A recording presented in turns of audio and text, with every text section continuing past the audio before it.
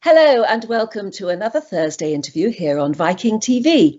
And this week we're celebrating the amazing and varied, but always historic, cultures of the Europe you will see if you come visit. Sometimes the most mind-boggling aspects of different countries and cities and cultures is the sheer age of them, why they are what they are, the colourful figures who influence life and everlasting heritage, the way people have always expressed their lives and culture in art, literature, poetry, dance, music. And music is where we land today, with an amazing phenomenon that is known all over the world by name, but I wonder how many of us have actually heard it in person. I'm talking about the historic and fantastic Vienna Boys Choir. Next year, can you believe, the choir is going to celebrate their 525th anniversary.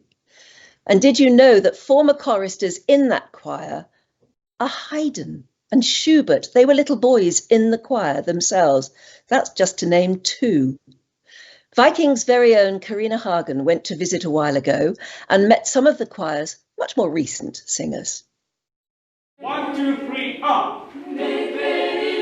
Witnessing the boys rehearsing before their evening performance is like listening to a choir of angels. Established by the Habsburg Empire in 1498, the Vienna Boys Choir provides a solid education and a chance to explore different countries. The greatest part of being a member is probably going on tour the whole world. Through the concerts, the boys gain perspective and self-confidence. When I walk out on stage, I just feel free, hearing the applause from everybody. Yeah, it feels great. In all, there are approximately 100 members from countries around the globe. Ron, how long have you been here? 2 years. 2 years. Yeah. And you came from St. Petersburg. St. Petersburg.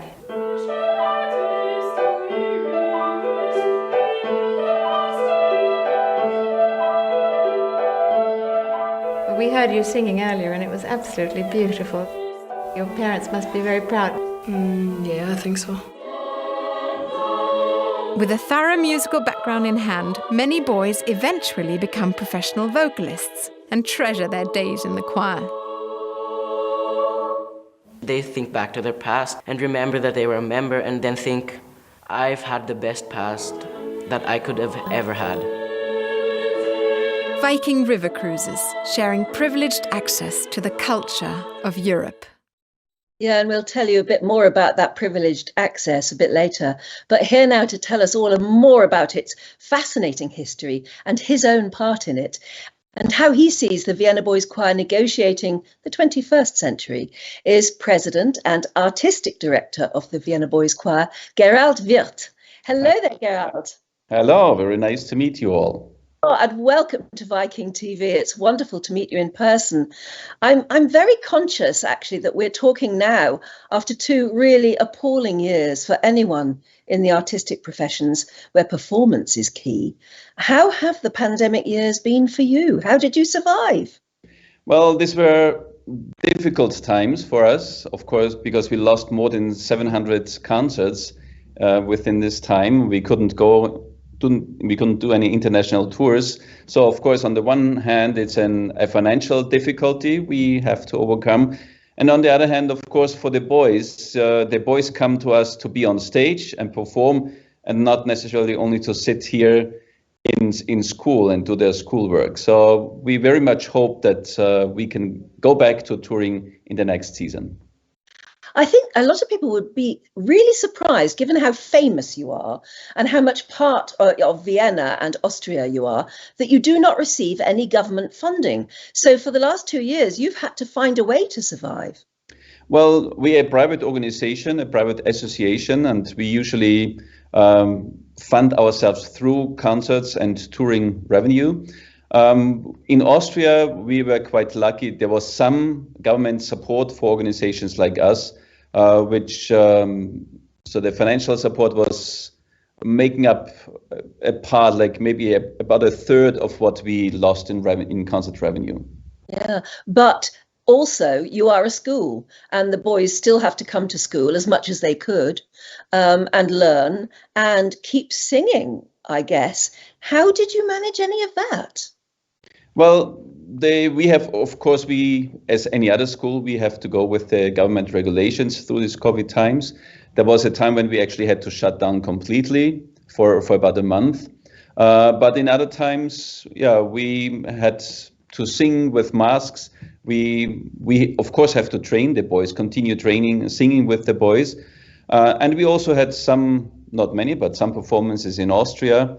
And of course, it's a development for the boys. So we cannot just stop and then suddenly perform again. So it's a continuing process. And luckily, most of the boys took the time quite well and went through this time in a very positive mood. Yeah, well, they were small boys, and I suppose they see everything as a challenge. Yeah. Even singing with masks on. Yes, and of course, it's no fun at all to sing with a mask on, and especially also the training for our teachers, it's much more difficult because you don't see the expression of their face, you don't see what they do with the shape of their mouth, and those are all important things when we train boys. I know choir masters are always telling choirs, aren't they? Smile when you sing, because it sounds more positive. Very difficult to know that when they're behind a mask. Yeah, exactly. And also, I suppose, when children come to the choir, and it is a big commitment, I know, from the families and from the boys themselves, usually they get this amazing global experience. They travel the world singing. They're on stage. They get that feedback from the audience. And frankly, that was denied a lot of the boys for a lot of those 2 years. Yes, exactly. That's one of the big down points, especially for the boys. So because the career of a boys choir member is only 4 years, so if 2 out of those 4 years, 2 years they cannot be on tour at all, this is a big portion.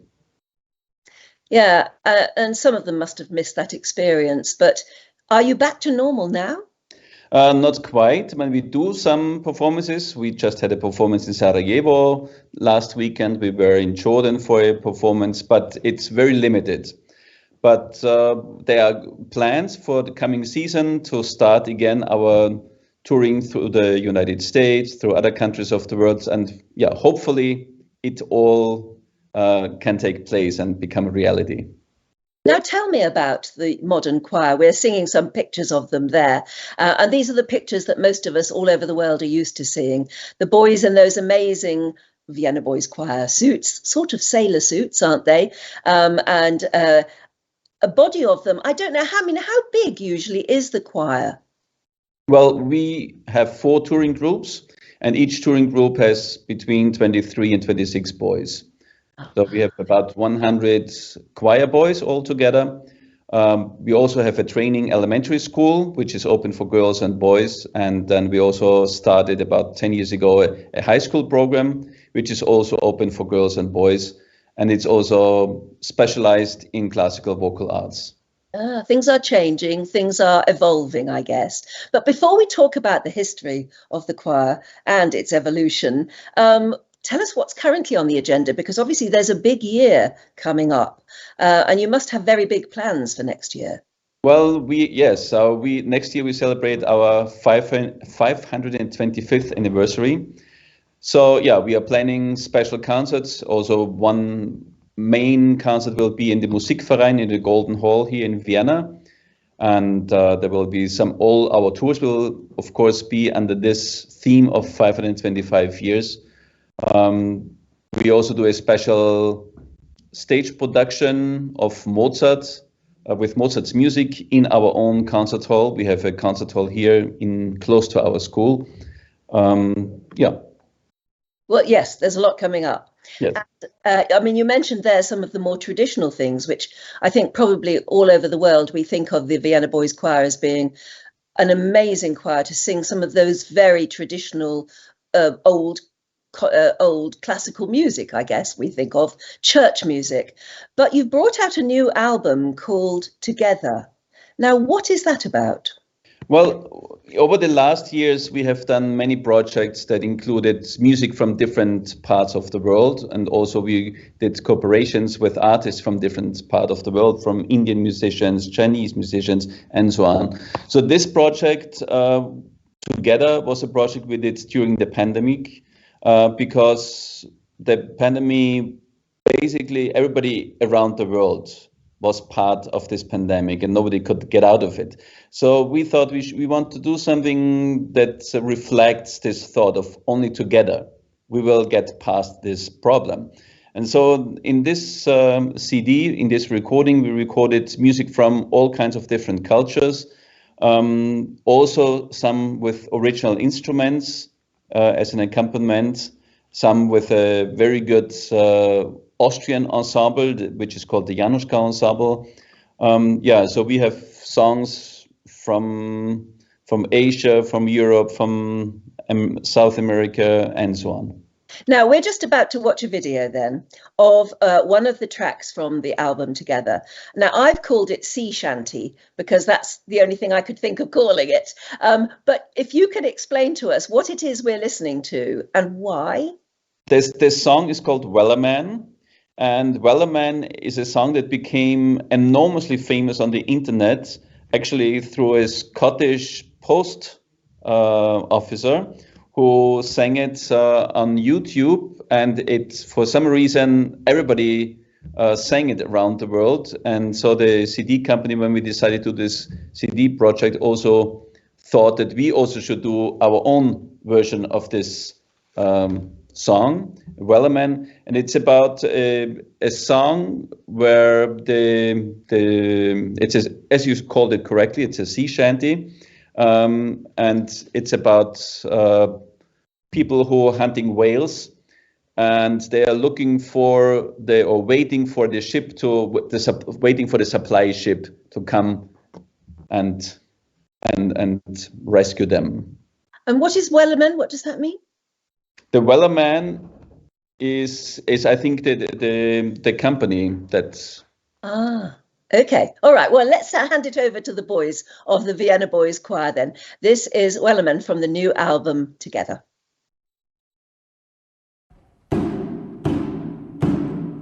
There once was a ship that put to sea, and the name of the ship was the B.O.T. The winds blew hard, her boat dipped down. Blow me, bully boys, blow. Ha! So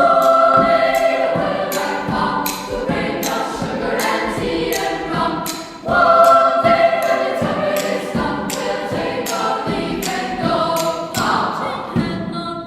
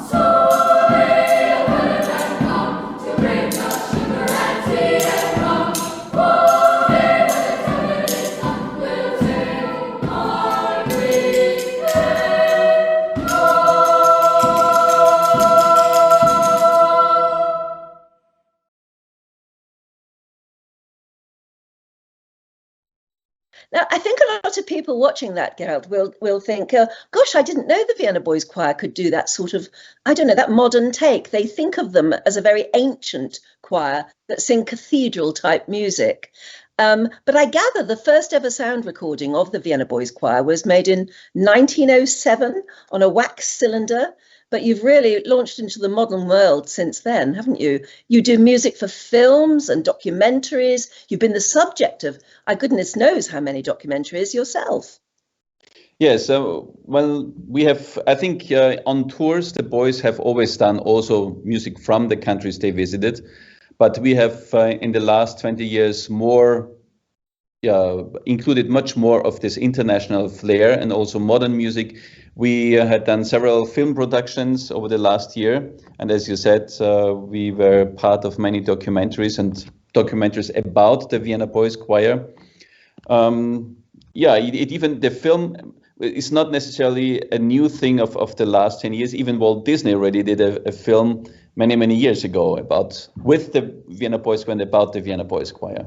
Let's talk about that in a minute. But for right now, I want to go back to 1498, I think it is, when the Vienna Boys Choir was sort of first formed. Just 12 young singers, I gather, summoned to the Viennese court to perform. Yeah, it was Maximilian I, the emperor, who reorganized the court music. And as part of the reorganization, he started the boys' choir. Because in some other courts in Europe, it was already a tradition to have boys sing. So he wanted to have that. And of course, initially in over many centuries, it was the boys sang for the Sunday service, of course, and also some other private functions of the court. But it was not really a public choir. It was really the court music, part of the court music. And would it have been sacred music only, or would they have sung things for, as you say, for the court, for dancing or anything like that?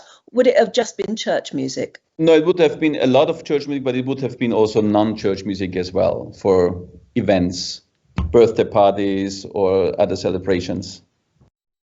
And then I gather if we sort of fast forward, although, I mean, that's fast forwarding through many hundreds of years, actually, and you wonder how differently the choir would have sounded. Have you any idea how different the choir would have sounded 400 or 500 years ago from how they sound now? I don't think it would have sounded that much different. A lot of the music that we sing nowadays still has specifically been written for boys' voices. And so I doubt that it would have sounded very different from nowadays. Their lives would have been different, I bet. Yes. I gather the more modern history of the choir sort of starts in something like 1924, following the end of World War I, and the Vienna Boys Choir was actually established more or less in its current form. Yes, the last director of the boys' choir underneath the emperor decided that, of course, the boys' choir cannot die, has to continue. So he privately organized with private money, his own money and money from his relatives, to continue the choir. And then, of course, this was also the start when it became public, a public choir, because in order to fund the choir, feed the boys and fund the teachers and everything, some money had to be earned. So one way was to perform initially for some rich Viennese people to support and sponsor the choir, but then also start very soon, very early on, with public performances and also even international tours. The first tour, for example, to the United States already was in 1933. 33, my goodness. So it was obviously a global phenomenon then. I just wonder what makes it different. There are lots of famous choirs all over the world, but frankly, none as famous as the Vienna Boys Choir. And what makes it different is because it's a school that's always feeding young talent into the various choirs. I mean, what makes it so globally different and so amazingly famous? Well, I think there are many very, very good boys' choirs around the world. But I think what makes it different is that the Vienna Boys Choir, since the late 1920s and especially beginning of the 30s, were traveling a lot. And of course, this traveling and being in the countries, made us popular. And then again, the films that, for example, or the movie that Walt Disney made, again helped for the popularity of the choir. I mean, we did over the last 100 years more than 1,000 tours around the world. So, and many of those tours took several months. So many concerts were done over those last 100 years. And that is an incredible education for the boys. We've got some old pictures, I think, of the choir. There's one, I think, which is a gorgeous one there of the choir meeting at JFK, President Kennedy. I'm not sure what year that was, but I'm sure everybody remembers it. Yes. Now we're very lucky, and the boys especially are very lucky to experience many meetings with head of states, or the Emperor of Japan and many other people. I think this meeting with Kennedy was in 1962. And it looks as though it's in Washington, D.C. It looks as though it's outside the West Wing, doesn't it? Yes, I think so. Yeah. Wow. What an amazing experience. I mean, lots of other pictures, obviously, of the choir singing on various stages throughout the world. I don't know if that's a particularly memorable one for you. There must be so many. But there's another lovely one, I think we've got there. Oh, there again, in front of a VIP crowd, but I'm not sure who they are. But we see the boys in their various different uniforms. And there's one here which shows them meeting Prime Minister Tony Blair. Yeah.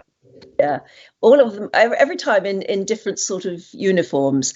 And I suppose, as you said, the boys only get about 4 years in the choir. Yes. And their voices break. So yes, they will all have their own memories. Now, tell me about the Walt Disney story then, because at some point Walt Disney wanted to make a movie. Was it about the Vienna Boys Choir, or did it just feature them?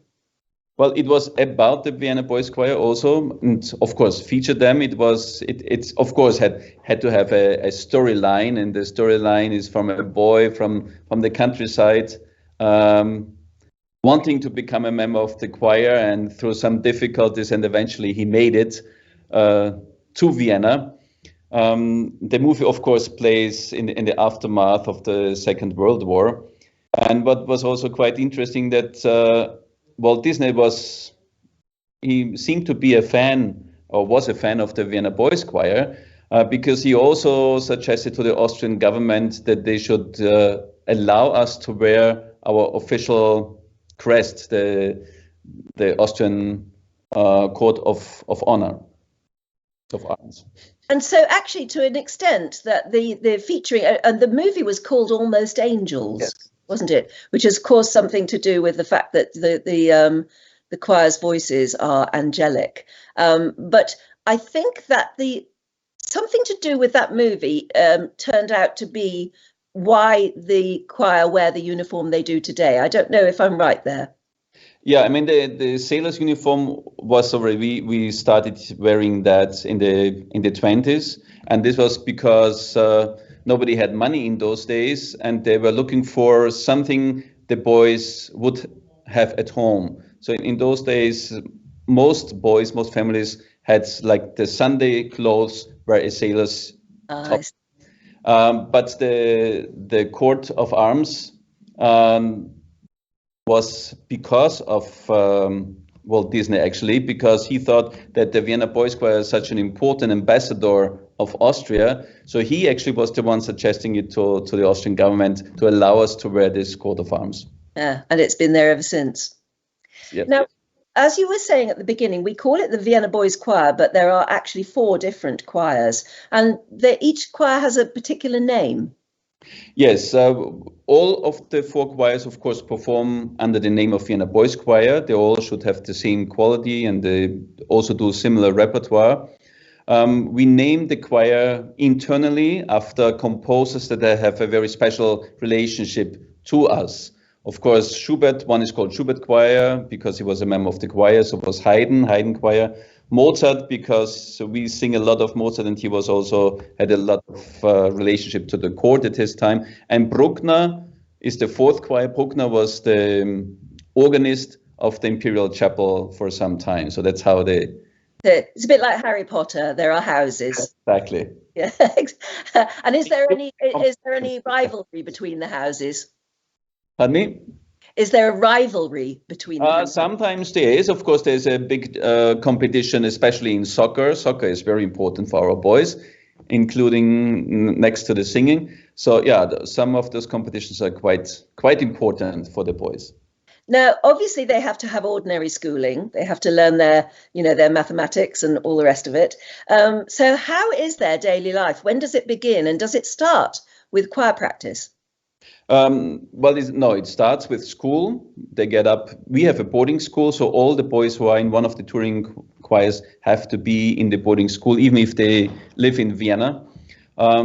Because school starts at 7:30 in the morning. They have 4 academic classes, and then between 11 and 1 o'clock in the afternoon, they have their choir rehearsal, and followed by lunch. After lunch, the boys have time to play. Some of them might have individual voice classes or instrumental education, and then from 2:30 until 6 or shortly before 6, there's another some academic classes, including time to learn and doing their homework. So by the end of the day at 6 o'clock in the evening, and dinner is, and if they use their time well in the afternoon, they're basically finished with their schoolwork for the day.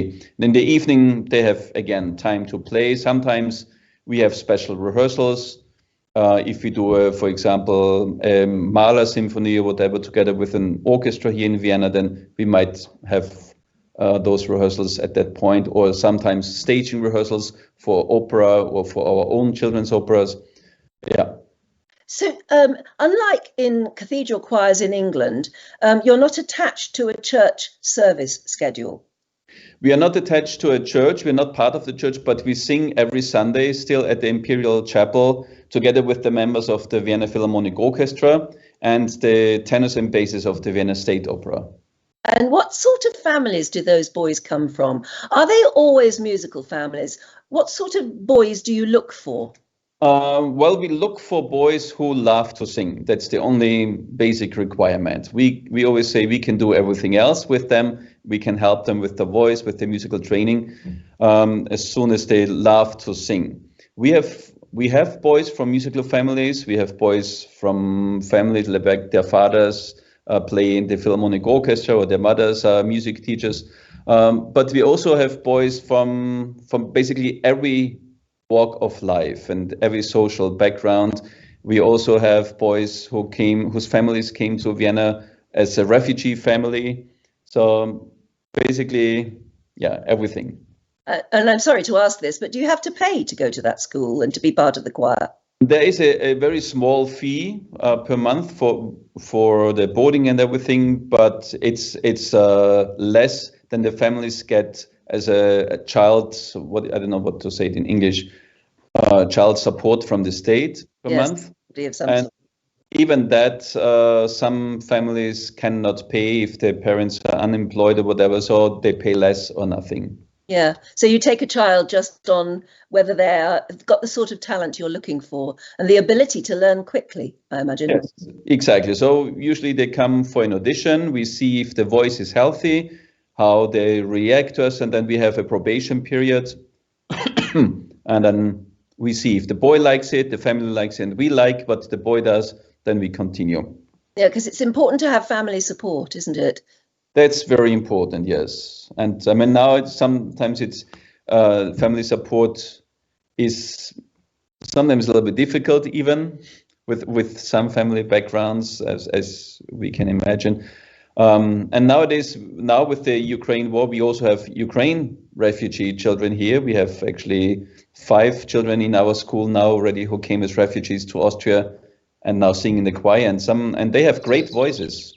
Wow, that's wonderful to hear. Difficult, but wonderful to hear. So that's interesting you say that, because what sort of a part does the choir play within Vienna itself culturally and within local communities and local schools?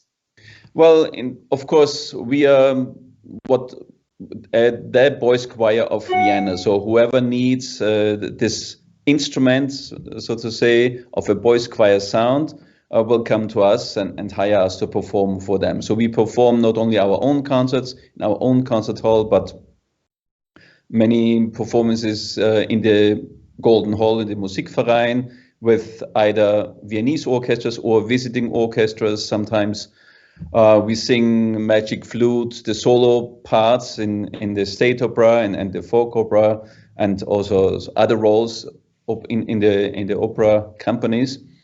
And in the schools, we give workshops for teachers to help them in their music training for their own school children. We are involved in several projects to support the general music education in Austria's schools. And because it's important, we feel it's important for the children there, not necessarily for all of them to become great musicians, but music helps them in their personal development in many, many different ways. Well, you can tell us about that in a minute, because I know you were part of the Vienna Boys Choir once yourself. But for a moment, let's have a bit more music from your new album, Together. Now, I've labelled this one In a Field with Drums. There must be an awful lot more to that. Can you explain what we're looking at and what we're hearing? In the field with the drums, I'm not 100%. Yeah, the boys are in the field. Okay, I think it's an African song that you talk about. Yes. Sesivuma. So we have one of our conductors loves African music, so he introduces quite often this type of music with drums, with also very often we include simple choreography with the song. And so this song is in the Zulu language and Xhosa language. And it's about supporting each other. Oh, well, let's have a look at that. And you can tell me whether or not I've labelled it properly in a couple of moments. But it's absolutely beautiful. This is from the album Together.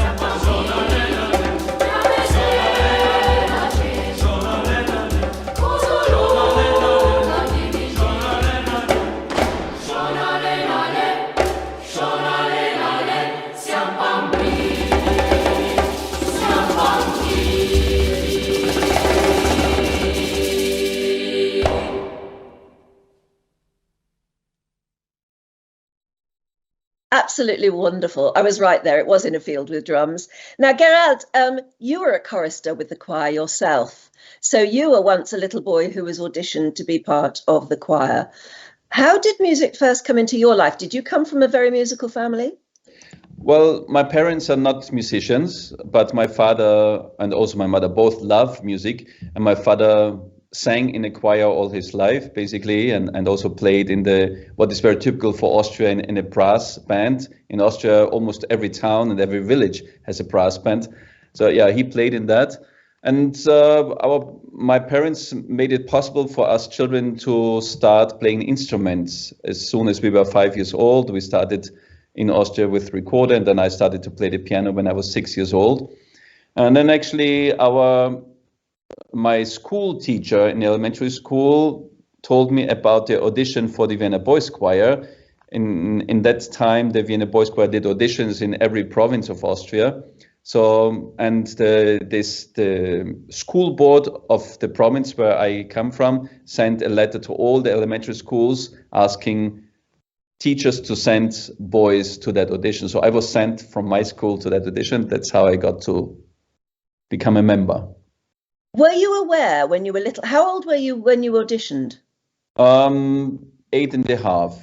So were you aware how prestigious the Vienna Boys Choir was and what a big deal it was to perhaps be a part of it? Not really, not before I entered, because I'm from the countryside, and so my parents knew probably about the choir, but as a little boy, I had very little idea. So you were thrust into this amazing world of music, and then performed in front of an audience, and then went round the world performing in front of audiences. What was it like as a little boy experiencing that? Oh, I really enjoyed it every second. I had a chance to visit many countries in Asia, and even we went to Australia and New Zealand when I was a little boy. We had one tour which was almost 5 months long, so this was very intense. And I was lucky in many ways, because I turned out to be one of the soloists for the boys' choir, and had a very nice conductor whom I'm still friends with, who supported me a lot in many ways. And actually, this experience of the boys' choir made me decide to continue with music the rest of my life. So I presume your voice broke at around 12, 13, 14? Well, my voice broke actually quite late, when I was 15. I still sang soprano in grade 9 in school. Yeah, so you had a long career in the choir, but then what did you go on to do?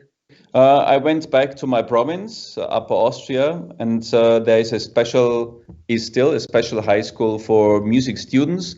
So I had to do an entrance exam to the conservatory with piano, and then...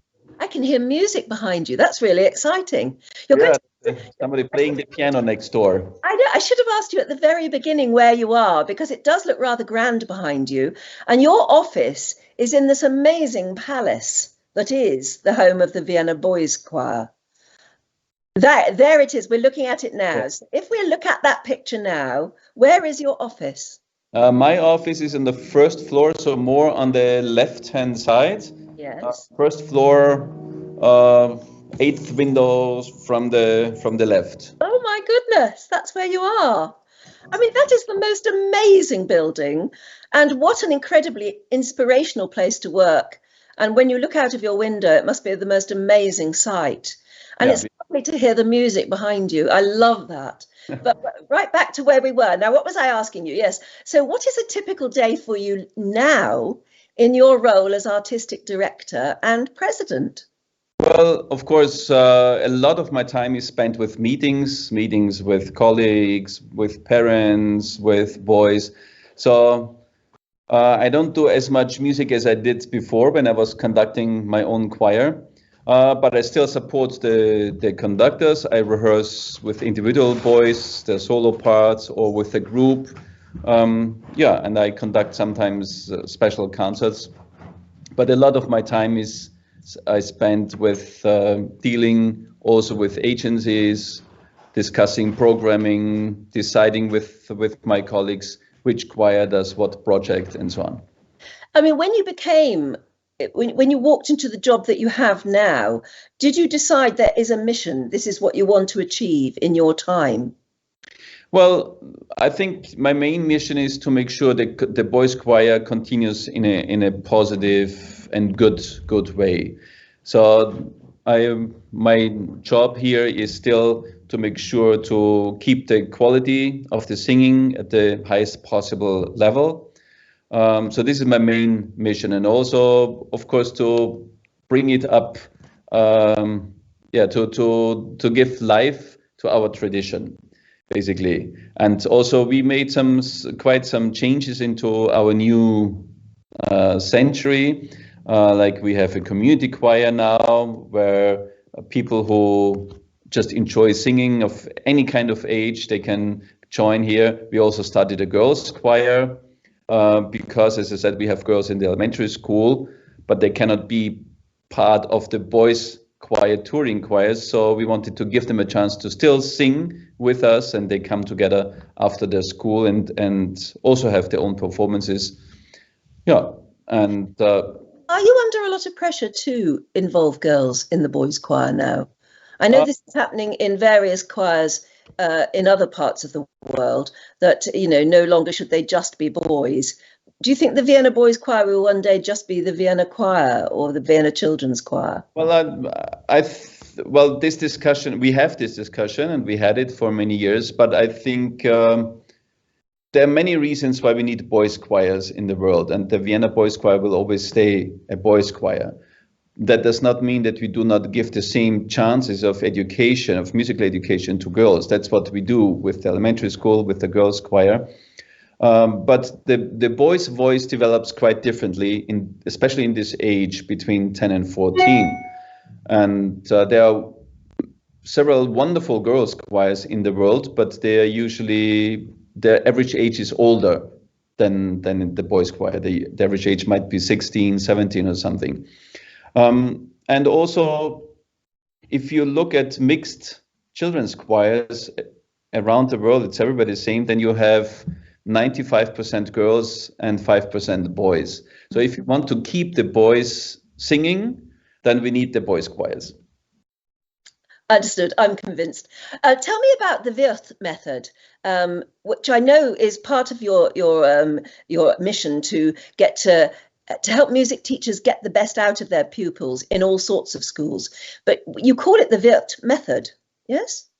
Yes. Well, basically, it's, well, nothing that we nowadays do is completely new. It's more a collection of things that I have experienced, worked really well, and putting it into a structure to be able to pass it on to teachers around the world. And this is mostly geared up for teachers who work either in elementary schools or schools with little musical experience. This is the base. And a lot of the aspects that I train the teachers in is how to grab the attention, the active attention of the children, and how to keep their attention. This is the most important thing. And of course, in addition to that, then there's the voice development and how to best work in a group with young children or a little bit older children. What are the most important aspects for the body involvement, for the breathing, and so on. Indeed, it's an amazing time in the world, at a time when we probably most need to captivate our young people and give them something to live for. And something to enhance their lives, is the very same time that so many schools are giving up music or can't afford musical instruments and aren't letting enough music into the curriculum. Exactly, that's a very, very true and important point. And we are involved as a boys' choir, and me personally in many different projects around the world where we support government organizations like in Jordan, or private organizations that try to get the music back to the children and back into the schools. Very important. Like I said, the world is troubled at the moment, and musical education enhances you forever, I think, doesn't it? You must know that from having been a choir boy yourself. It never leaves you, does it? Music. Yes.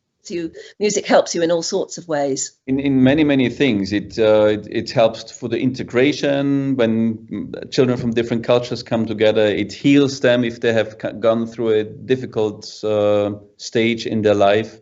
It gives them self-esteem. Yeah. All right, time for another video and some more music. This one I know is called the Banana Boat Song, but I've never heard it sung before by the Vienna Boys Choir. Let's have a look at this.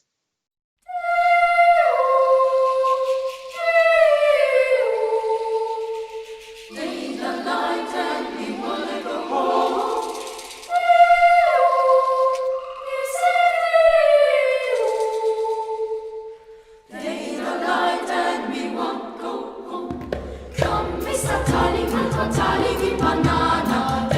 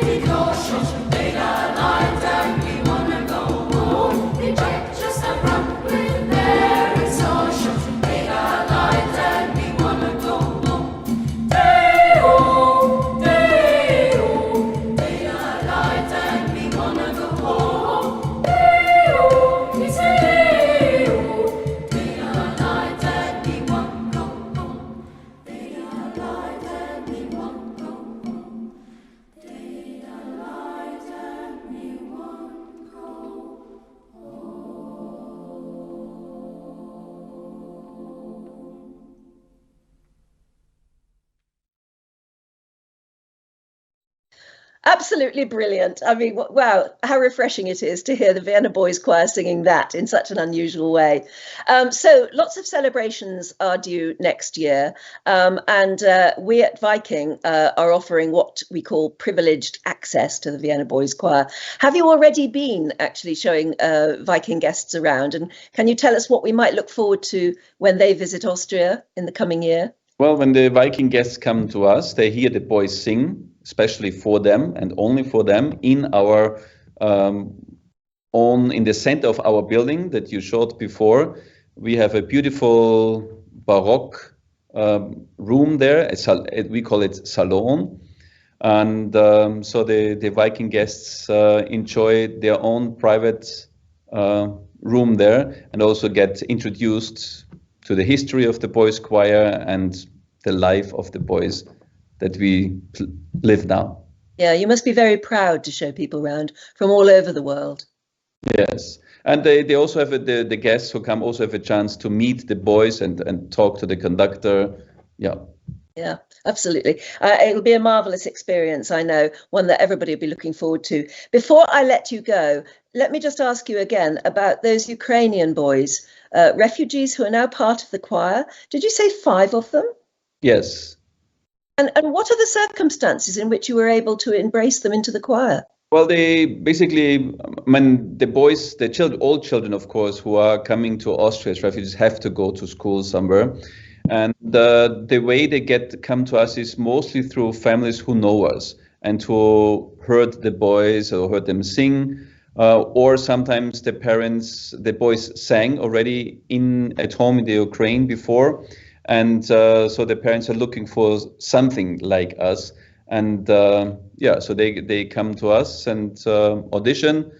And yeah, as I said, they have great voices. We also have 2 girls in the elementary school, in grade 2, I think, at the moment. So yeah, we are happy to give them a place to belong. Yes, indeed. I mean, that, as you say, audition them in exactly the same way as you would normally. And if they are what you need, you're able to take them into the choir or into the elementary school. Obviously, knowing that someday soon, hopefully, they will be able to go home, because we know that refugees want to go home. Of course. So one day you may have to say goodbye to them. But until then, you can give the amazing education that you give your boys normally. Yes, exactly. So they perform with our boys. They sing in the chapel. They tour with us in the limited way we can do at the moment. Yeah. So, I mean, they're very, very nice boys. And of course, we hope that the war ends soon and the families can go back home. But we will be very sad when they will leave our school again. How are you able to cope with the language situation? Well, we have in the last 15, 20 years, we had many boys from different countries who came with no German initially. So they learn fairly fast when they come to us. We give them also support through volunteer teachers. And we have for the Ukrainian boys, it's even a little bit easier than for example, for Japanese boys who might come, because we have some boys in the choir already who speak Russian, and they can help them initially until they understand the basic things. You must be very proud to be able to do that. And they must be thrilled to get that experience, because, I mean, God knows the war is a terrible, terrible thing. But if any good comes out of their situation, to have had months, hopefully not too long, but months, maybe a year or so with you, is an experience that they will never forget. Yeah. Gosh, I think that's incredible. Anyway, what you do is incredible anyway, but that is absolutely mind-boggling. Thank you so much for telling us all about it. It's been such an experience to meet you, and one day I would love to come and hear the choir in person. Heard them on the radio and on disc many, many times, but my goodness. Be able to welcome you in Vienna here as soon as possible. What an impressive situation, and what a wonderful job you're doing. Continue doing it. Thank you very much indeed. Thank you. Thank you. Wow. Amazing, huh? Well, let me tell you that next week we're going to be exploring North America as we celebrate Independence Day, of course. And my guest is going to be jazz musician Wendell Brunius. He is a New Orleans legend who's going to be performing for guests on board Viking, Mississippi.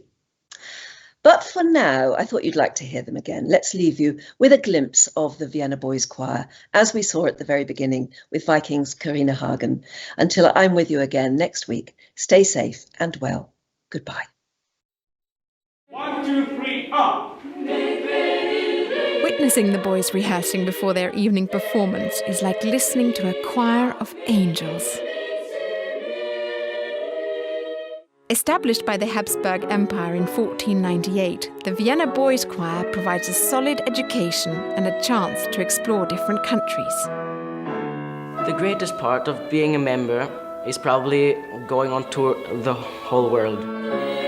Through the concerts, the boys gain perspective and self-confidence.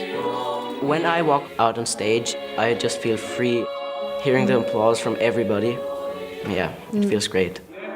In all, there are approximately 100 members from countries around the globe. Ron, how long have you been here? 2 years. 2 years. Yeah. And you came from St. Petersburg. St. Petersburg.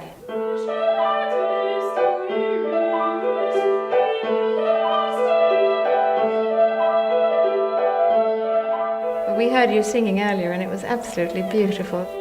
Your parents must be very proud. Yeah, I think so. With a thorough musical background in hand, many boys eventually become professional vocalists and treasure their days in the choir. They think back to their past and remember that they were a member and then think, I've had the best past that I could have ever had. Viking river cruises, sharing privileged access to the culture of Europe.